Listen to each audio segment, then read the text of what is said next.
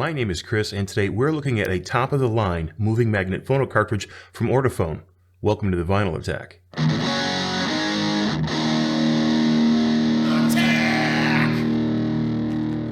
Today's video is sponsored by Dearborn Music.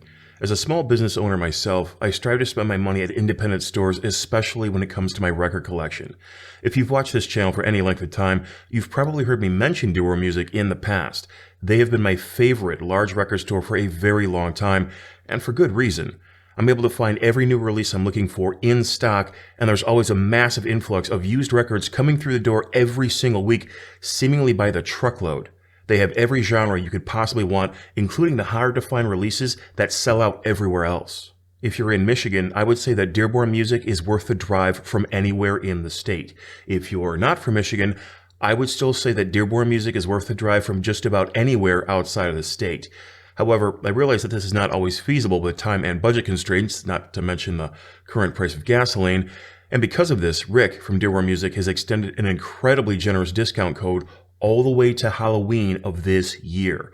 Simply enter the code VINYLATTACK, all one word, when you're checking out online for 15% off of your order. It's that simple. But Chris, I hear you say, what if I am local and I shop there already, or I'd like to start? Do I still get that same great online discount in store? No, you don't. But when you visit DearbornMusic.net, you can take advantage of the 15% discount by placing your order online and simply picking it up in store. Simple. But Chris, I hear you say again, I'm too far away to pick up my records in store. What can you do about that? How about free shipping on every order over $50? If you don't have a local record store, as perhaps you live too far or the one near you just stinks, do yourself a favor and try out Dearborn Music. Whether in person or online, you'll find that working with people who know the industry inside and out will be a much bigger help in your record collecting journey than scrolling mindlessly through some boring online mega retailer who doesn't value your business in near the same way. So help keep local record stores alive and visit DearbornMusic.net and use the code VINYLATTACK, all one word, for 15% off of your entire order and free shipping over $50. I'm actually going to be heading there at the conclusion of this video today to do a little shopping and thank Rick in person for helping out making this show possible. Now let's talk phono cartridges. A while back, I did a video in which I made an analogy comparing the Pepsi Challenge to the Ortofon 2M red and blue phono cartridges, and not simply because of their colors. Without rehashing the entire segment, I'll simply summarize by saying that while Ortofon entry-level cartridges are a strong upgrade, especially for first-time buyers, they're simply too sweet for my personal tastes. That is to say, I find them just a little too bright and forward for my liking, and I develop some listening fatigue in short order, not unlike having too much sugar in one sitting, if you will. So when Ortofon reached out to me asking if I'd like to try their 2M Black Ludwig van Beethoven 250, henceforth to be simply called LVB, I was definitely most intrigued. While I certainly respect Ortofon for the quality engineering and production that goes into their cartridge line, I wouldn't quite say that I'm a fan of their house sound. Bringing this cartridge into my home would be a perfect opportunity to see if that were in fact the case on a broader scale. Retailing at just under $1,000 here in the US, $999 to be exact, the LVB weighs in at 7.2 grams, has a tracking force range of 1.5 to 1.7 grams with a recommendation for 1.6 grams and a whopping output of 5 millivolts. In the classic Ortofon box, you'll find the standard array of accessories to get your cartridge up and running. The LVB itself, well mounted and screwed directly to the lid of its container, mounting screws and a matching screwdriver, a tracking force scale, a set of directions to help with installation, and of course a stylus cleaning brush to keep that tip clean before each play. You might make note that Ortofon do not recommend fluids or solvents in the cleaning of their styli as to reduce the risk of damaging the stylus cement. Its suggested break-in time is about 20 hours, which goes by quite fast, I assure you, and Ortofon says you can expect a solid 1,000 hours of playtime before experiencing any type of sonic degradation from the stylus. Replacement styli are available, and you're also able to swap out styli from other models in the same line, such as the 2M Bronze and the standard 2M Black if you desire.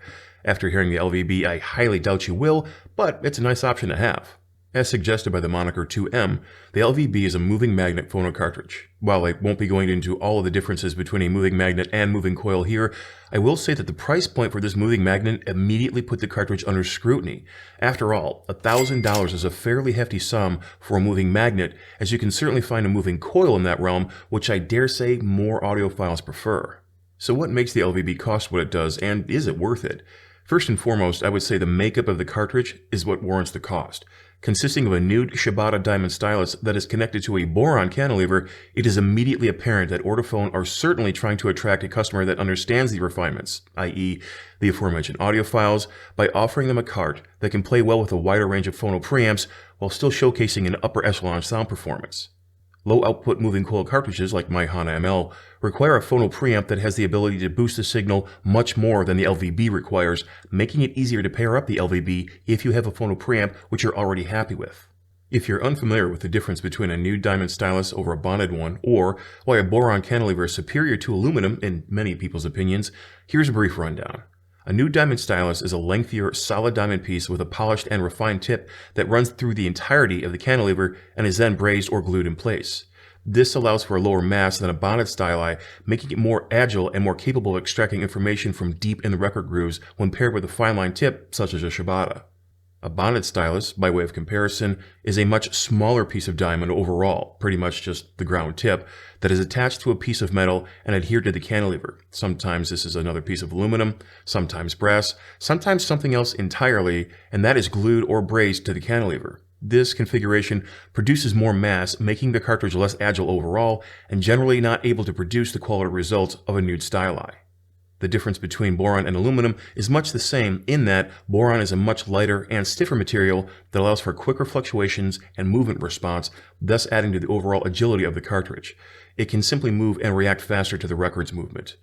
This isn't to say that bonded styli and aluminum cantilevers aren't quality or can't be good, but when compared directly, a nude styli with a boron cantilever would be the much preferred option for anyone looking for an improved sound, in my opinion. So that's it then? These couple of improvements are really the only thing setting the LVB apart from most other moving magnet phono cartridges available on the market? Pretty much, but I dare say that that's also all that's needed. There is the matter of a new suspension system holding the cantilever in place using something called a multi-wall carbon nanotube, but I'm not exactly sure what that even means, so I'm just going to take their word that it's an improvement. The rest of the build sure is. So how does the damn thing sound already? That's obviously why you're here, so let's dive in. I started with the new UHQR pressing of Jimi Hendrix's Are You Experienced and found that, interestingly enough, the first thing I noticed was the LVB's channel separation.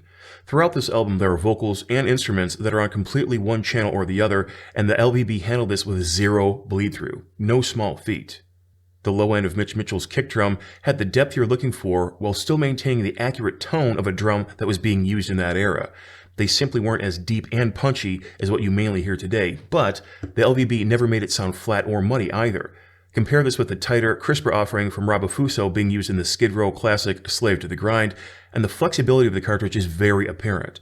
The stylus and cantilever pairing was a well thought out match, and they were performing admirably. The contrast and bass guitar styles were equally as evident. The tone of Rachel Bolan, outside of being plentiful and low, had the clear characteristics of being played with a pick. This gave it that clarity and low on attack while maintaining a dirty and gritty feel to match the overall tone of the album. While Noel Redding also seemed to play with a pick most of the time, his low end was more of a round and robust sound, more in line with the amplification of the era, but still articulate and plentiful in the breadth and presentation of his performance. To mix things up and move the LVB into a genre that should complement it given its namesake, I put on probably my favorite work by Vivaldi, The Four Seasons. Here, the cartridge seemed to take advantage of its quite high 5 mV output by showcasing the great energy generated by the bright and lively strings. While the violins soared with ease, not once did I hear a harsh or biting tone, even when the cartridge was playing on the inner grooves of the record, an area notorious for bringing out the faults of a cartridge with the dreaded inner groove distortion. The sometimes droning, sometimes plucky cello stood apart with its depth, but never overstepped its boundaries, showing that the LVB had great balance. It was rich and full-bodied and blended naturally with the rest of the instruments. The dynamics of the album as a whole were excellent, going from subtle, soft tones to full, rich, and powerful passages in mere moments. The natural volume swells meant to excite and elicit emotion did just that with an abundance of clarity. The Sebastian Bach I listened to during this review wasn't the Bach of the classical era, but his vocal tone had a fantastic richness about it nonetheless.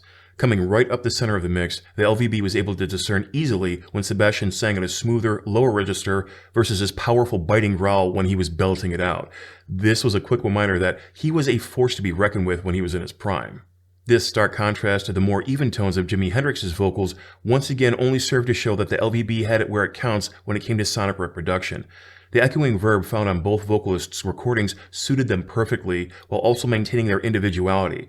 It was easy to put on an album and hear the era in which the music was created, which for me is something that I relish. Music as a means of time travel has long been a welcome side effect when listening to various genres. The shape of your Shibata stylus, that is to say, a diamond that is cut to a fine line shape with a thin profile and a wide body that comes to a very narrow point to extract as much information from the grooves as possible, is generally noted for being outstanding for its mid and high-end performance. The LVB was certainly no different. The fat, stadium-filling sound of the snare drum on Slave to the Grind and splashy loose hi-hats brought back memories of seeing bands in that era, as I think all music should. Each cymbal strike was crisp with excellent transients, and the balance of the entire frequency range was spot on. So how did the LVB compare with my Hana ML, which is in a similar price range, coming in at $1,200? Well, they're definitely two different cartridges going after two different types of performance. The Hana, to my ears, is just a bit more refined and generally easier to listen to with its smoother overall presentation. While it does have an aluminum cantilever as opposed to the boron that is contained within the LVB, I think the agility of both are almost a wash, as the LVB is a moving magnet, which is generally slower in reproduction than a Hana's moving coil.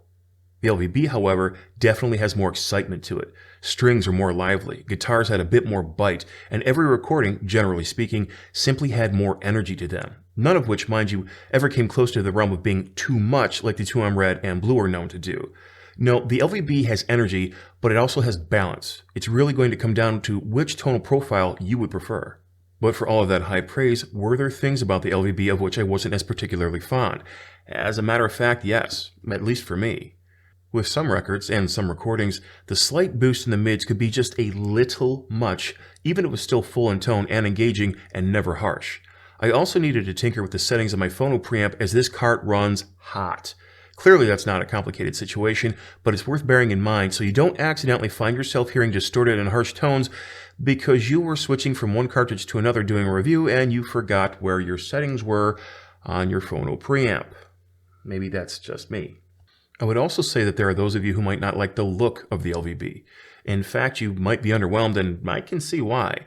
The shape of the body is the traditional Ortofon style as seen in most of their models, with nothing more than the addition of a little branding and a small white picture of old Ludwig himself stamped right on the side. While I'm more concerned with the sound over aesthetics, how an item looks can strongly influence a purchasing decision. The height of this cartridge may also be an issue for you. That is to say, you're going to need an adjustable vertical tracking angle to set this cartridge up so it performs as it should. You may think that it stands to reason that anyone spending $1,000 on a moving magnet phono cartridge would clearly have a turntable that has an adjustable VTA, but there are well-built, high-quality tables out there that are expensive themselves with no such feature. Just something to keep in mind. But if you're looking for a cartridge that can produce a full range of tones with seemingly zero effort, from the sharpest cymbal and the brightest violin to the deepest bass guitar or punchy kick drum, and pretty much everything in between, the LVB is certainly worth a look.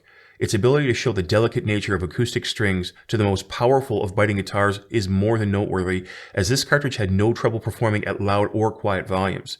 It was able to elicit great musical emotion to my ears, and I very much enjoyed my time with it. I can confidently say that this would be a welcome addition to my collection. Thanks to all of my patrons on Patreon who help make these videos possible. Thanks to you for stopping by to watch, and I look forward to next time.